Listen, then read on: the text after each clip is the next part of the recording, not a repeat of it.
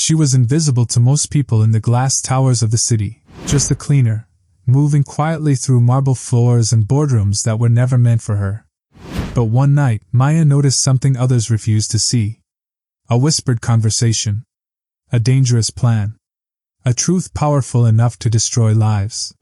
She gathered her courage and warned the one man who could stop it, the billionaire CEO. But to him, she was just a help, a poor black woman whose words carried no weight against the polished lies of his wealthy friend. The very next day, something happened that no one could ignore. A moment that would prove Maya had been right all along, and expose just how dangerous it is when society silences voices like hers. The question is, what happens when the truth is spoken by the one person no one wants to hear? Maya Johnson's life was built on quiet routines. Each morning before dawn, she slipped into the glass skyscraper that towered over the city, her uniform pressed but worn, her hands already aching from yesterday's shift. While executives barked orders and signed million-dollar deals, Maya scrubbed the fingerprints they left behind, invisible in a place where power gleamed brighter than people. She didn't complain.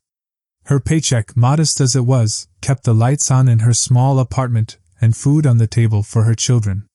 At night, she called her sister Angela, sharing laughs and worries in equal measure. To those who truly knew her, Maya was more than a cleaner. She was resilient, sharp, and quietly observant. But to the men in tailored suits who walked past her each day, she was background noise. Still, Maya noticed things others didn't. A document left open.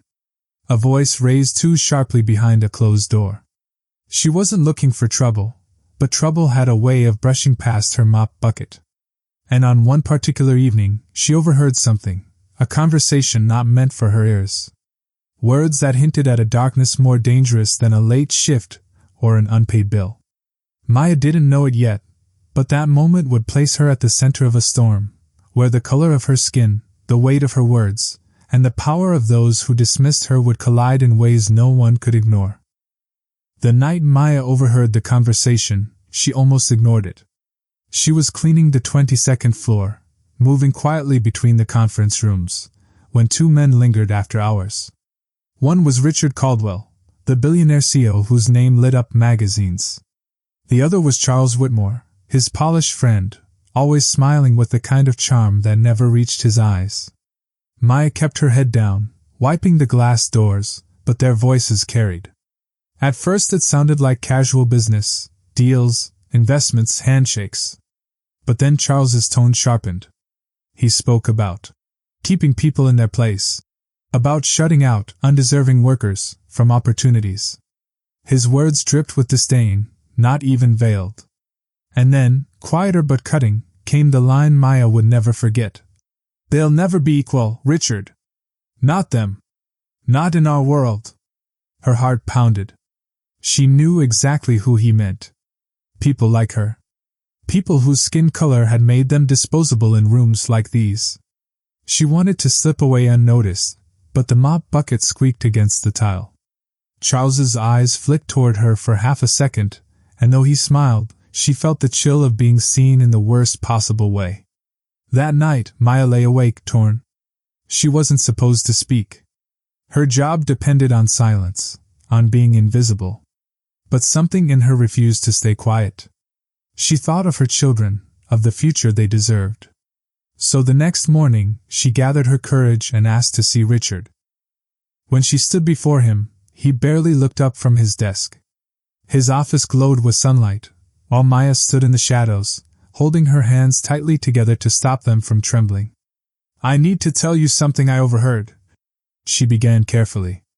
She explained what Charles had said, how dangerous his influence seemed, how his words revealed more than prejudice. They hinted at something sinister tied to the company's decisions. Richard's pen paused for a moment. Then, slowly, he leaned back and gave her a thin smile. "Maya, isn't it? I appreciate your concern. But Charles is a trusted friend. A man of integrity. Perhaps you misheard." Her chest tightened. She wanted to insist, to beg him to listen. But the look in his eyes wasn't doubt, it was dismissal. To him, she wasn't a witness. She was just a cleaner. Still, Maya pressed on. Sir, I know what I heard. And if you ignore it, that's enough. His voice cut sharp, final. Focus on your work, Maya. Don't worry about matters far beyond your position. The words stung more than she expected. She left the office with her head down, shame and fury mixing inside her. It wasn't just that he didn't believe her, it was that he didn't see her at all. That evening, she returned home to Angela, who listened quietly as Maya recounted the conversation and Richard's reaction. Angela squeezed her hand. They've built walls so high, Maya, they don't even notice who's standing outside. But walls can crumble. Maya wanted to believe that. But the next day at work, she felt the weight of Charles's stare. He passed her in the lobby, his smile perfectly polished for everyone else. But when his eyes met hers, it was a warning. A quiet, chilling promise that he knew what she had tried to do. The air around her shifted. Colleagues grew colder. Tasks piled higher. She caught whispers about mistakes she hadn't made, complaints she hadn't caused. It was as if the walls themselves had turned against her. Still, she held her head high. Yet deep inside, fear grew. She wondered, had her warning sealed her fate? Because one thing was certain, Charles wasn't done. And the silence Richard chose would cost far more than Maya ever imagined. The shift started like any other. Maya moved through the glittering hallways, mop in hand, while the board prepared for a late-night meeting. But something felt wrong. Too many glances. Too many whispers. When she reached the 22nd floor, the room where she'd first overheard Charles and Richard, the air was electric. Men in dark suits filled the space, their voices low but sharp. She was about to leave when Richard's voice cut through. Maya, come in here for a moment. Her heart skipped. She stepped inside, clutching the mop handle like a lifeline. Richard sat at the head of the table, his eyes colder than she had ever seen. Charles lounged beside him, lips curled in a smirk that told her this wasn't about cleaning. We've had complaints, Richard began, his tone calm but rehearsed. Apparently you've been spreading rumors, questioning the integrity of people far above your station. That's unacceptable. Maya froze. She realized, in that instant, that her warning had been twisted into a weapon against her. Charles leaned forward, his voice dripping with venom masked as civility. People like you should know their place. If you wanted to keep this job, silence would have been wise. The words struck harder than any shove. Around the table, not one executive spoke up, not one dared contradict Charles. In their silence, Maya saw the system laid bare, money and power shielding prejudice, while truth was suffocated. She tried to speak. I only told the truth. But Richard cut her off. Enough. You're dismissed. Effective immediately. Her throat tightened. Years of work. A fragile paycheck. Security for her children, all gone in a sentence. She staggered out of the room, humiliation burning hotter than anger. Yet as she pushed through the heavy doors, she felt every pair of eyes watching her, silently complicit in her erasure. But the night wasn't done with her. In the lobby, security guards were already waiting. Their instructions clear: escort her out. The walk through the marble halls felt endless, each step echoing like a verdict.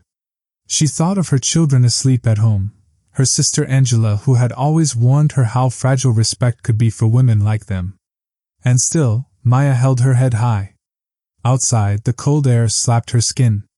But as she stepped onto the sidewalk, her phone buzzed. A message. From a colleague she barely knew. Maya, I recorded everything. The meeting. What Charles said. What they did to you. People need to hear this. Her breath caught. In one instant, despair twisted into something else. Hope, raw and trembling. For the first time, Maya realized the truth hadn't died in that boardroom. It had escaped. But with hope came danger. If Charles found out, if the company discovered the recording, they wouldn't just ruin her career. They'd crush her reputation, her safety, her very life. She clutched the phone, torn between fear and courage. The city lights blurred in her tears, but her resolve sharpened. They had silenced her once. Would she let them silence her forever? As she walked into the night, the question wasn't whether Maya had the strength to fight. The question was, would the world finally listen? The next days felt like freefall. Maya's name was wiped from the company system, her access revoked, her reputation quietly destroyed. To the powerful men in the tower, she was nothing more than a problem erased. But what they hadn't counted on was the truth refusing to stay buried. The recording spread, first to a few employees, then to an entire department, and finally beyond the walls of the skyscraper. Within hours, the words Charles had spoken behind closed doors spilled into the open, carried across social media, dissected by voices that refused to be silenced. The arrogance, the prejudice, the naked contempt for people like Maya, it was undeniable. Reporters called. Activists demanded answers. And for the first time, Richard Caldwell couldn't ignore the woman he had dismissed. His empire, polished and untouchable, was now under siege by a truth too loud to sweep away. Maya watched it unfold from her small apartment. The world was finally listening, but the cost was heavy. She had no job, no income, and the gnawing fear that men like Charles could still retaliate. Yet beneath the fear, something stronger grew: dignity. For the first time, her voice mattered, not because Richard gave it weight, but because the truth had found its way into the light. Angela reminded her. They wanted you invisible, Maya. But now they can't look away. The company scrambled to control the damage. Statements were released, apologies crafted, promises made. Charles vanished from public view, a name tainted by exposure. Richard's image cracked. The philanthropist who once boasted of progressiveness now looked like a man complicit in silence. But this story wasn't just about a billionaire, or his friend, or a single recording. It was about what happens every day, in workplaces, schools, neighborhoods, when racism hides behind respectability, when voices are ignored because of the color of the person speaking them. Maya's story was unique in its details, but familiar in its truth. And that's what made it powerful. For Maya, life did not magically transform. Bills still stacked, job applications still vanished into silence, and the sting of injustice lingered. But something had shifted. She walked with her head higher, knowing she had faced a system built to break her, and spoken anyway. Others reached out, women and men who had lived their own versions of her story, thanking her for being the voice they couldn't be. In the end, the skyscraper stood where it always had, gleaming in the sunlight. But its walls no longer looked untouchable. Cracks had formed, not enough to bring it down, but enough to remind the world that power isn't unbreakable, and silence isn't eternal. Maya's children asked her once if she regretted it, losing her job, her security, her place. She looked at them, at their wide eyes waiting for her answer, and said softly, "No. Because the truth matters. Even when the world doesn't want to hear it." Her story leaves us with a question, one that lingers long after the headlines fade. How many more voices like Maya's will be silenced before we finally choose to listen?